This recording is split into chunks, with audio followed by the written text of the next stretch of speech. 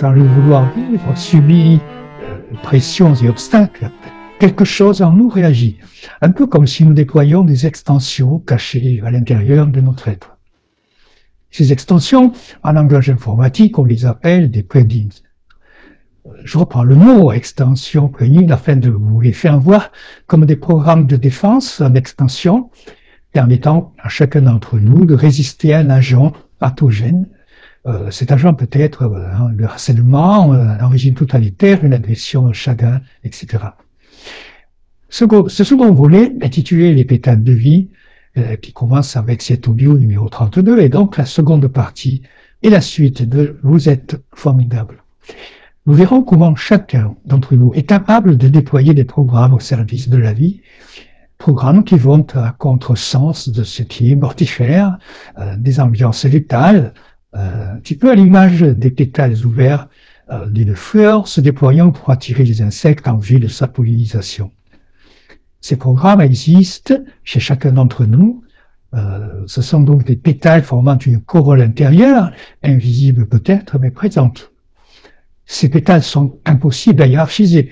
Ce sont, par ordre alphabétique, l'amour, la connaissance, la créativité, l'intégrité, la joie et la liberté. Isolément ou en s'alliant les uns aux autres, ces pétales intérieurs perturbent le programme des funestes et des oppresseurs en tout genre. En forme de témoignage, nous verrons comment l'amour, la connaissance, la créativité, l'intégrité, la joie et la liberté rendent l'adversaire, qu'il s'agisse d'une personne physique ou morale, irrecevable en sa demande de conflit. Ces programmes humains suggèrent une fin de non-recevoir aux différentes formes de pouvoir, dans la mesure où ces programmes indiquent que la personne ne souhaite pas répondre sur le fond de l'oppression, de la violence ou de l'agression.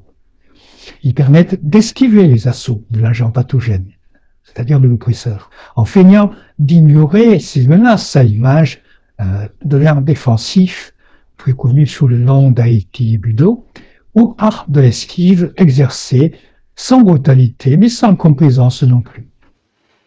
Précisons que cette discipline n'est pas un sport de combat, mais un art martial. Ça signifie que ses fondamentaux consistent principalement à placer sa force, à conduire un déséquilibre, à se dégager sur une saisie et esquiver par son déplacement, non à proposer l'agression ou la violence comme réponse.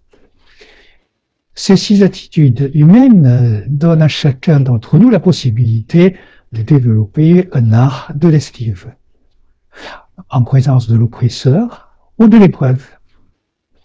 Ensemble ou isolément, ces attitudes forment un contre-pouvoir extrêmement puissant. Ce contre-pouvoir fait dérailler le train de contrôle tous azimuts que souhaite généralement mettre en place l'oppresseur. Si l'oppresseur, encore une fois, une personne physique ou morale, a généralement peu de prise sur ses intentions et initiatives, c'est parce qu'ils sont insaisissables et difficiles à ceinturer en raison de leur caractère non belliqueux et peu offensif. En présence de ces programmes intérieurs humains, l'oppresseur peut se trouver aussi dépourvu que la poule devant le couteau. Pourquoi?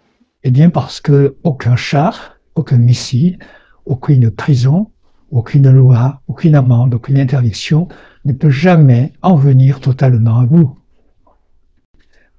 En tant qu'héritage universel de partage au monde, et avec plus d'équité que les richesses de la planète, ces programmes humains ne peuvent jamais être stoppés totalement, et c'est précisément ce qui fait de nous à jamais des êtres formidables, non des machines.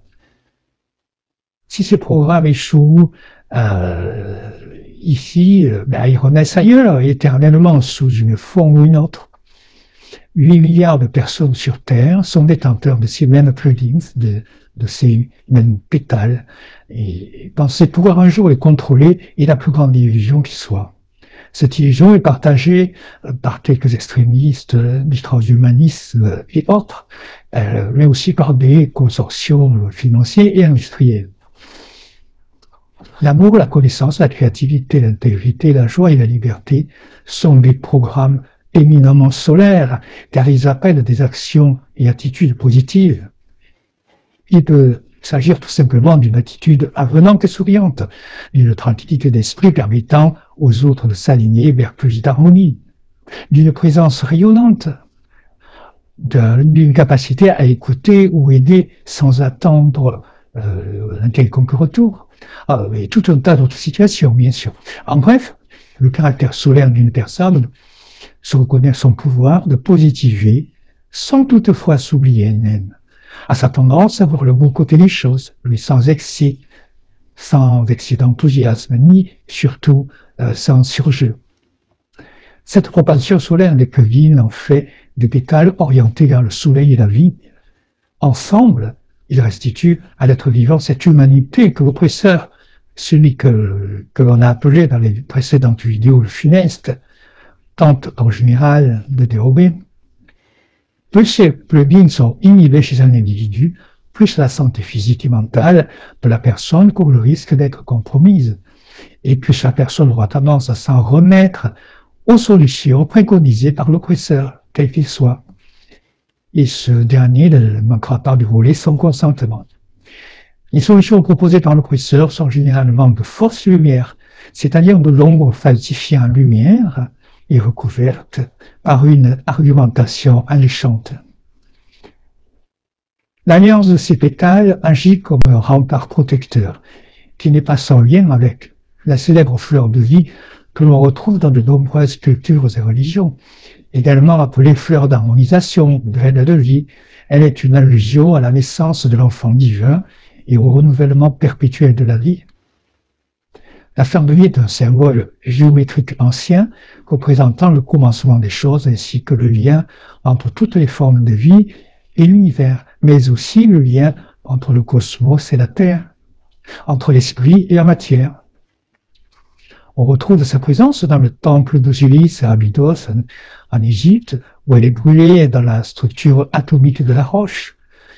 Elle serait, selon le physicien Simba Ramain, la représentation du monde en 3 dimensions. La même symétrie sacrée apparaît en Israël, dans les anciennes synagogues de la Galilée et dans Masada, en Chine sur un mur de la cité interdite et dans d'autres cultures dans le monde.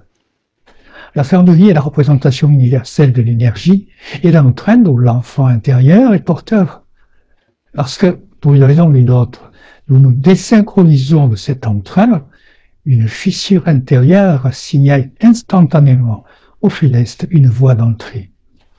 Ces fissures prennent corps sur des points de défaillance dont on sait en informatique qu'ils peuvent entraîner l'arrêt complet du système.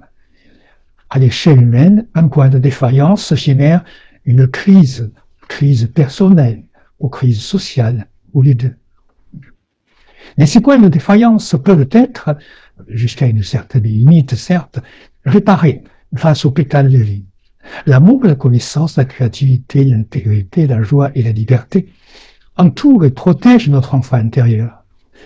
À l'image justement de ces pétales soudés dans une corolle de fleurs servant de piste d'atterrissage à des insectes pollinisateurs qui perpétuent la vie. Ces 6 pétales constituent le sel de nos vies et de nos envies, et ils nous guident par les ressentis vers ce qui est bon pour nous. Il n'est pas besoin que nous ayons tous la même définition ou la même compréhension de ce que sont l'amour, la connaissance, la créativité, l'intégrité, la joie et la liberté. Au contraire, la pluralité et la diversité sont essentielles, et chacun a le droit d'éprouver et expérimenter différemment ces 6 pétales. Le plus important est que chacun s'autorise à les activer en soi, pour soi et autour de soi, c'est-à-dire de toutes les façons possibles. À la carte, pourrait-on dire. En résumé, les pétales de la fleur de vie jouent un rôle d'anti-poison, d'anti-morosité et d'anti-oppression, tant sur le plan individuel que social. Leur mise à l'honneur en temps de crise non seulement adoucit et embellit nos existences, mais nous donne un caractère incoercible qui fait de nous des résistants.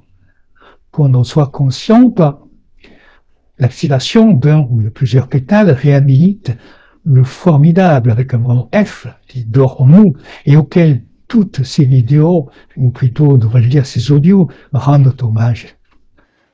Notre formidable amour est capable de mettre en demeure le funeste. d'évidemment des organismes, notamment lorsque nos énergies à tous s'unissent et se fédèrent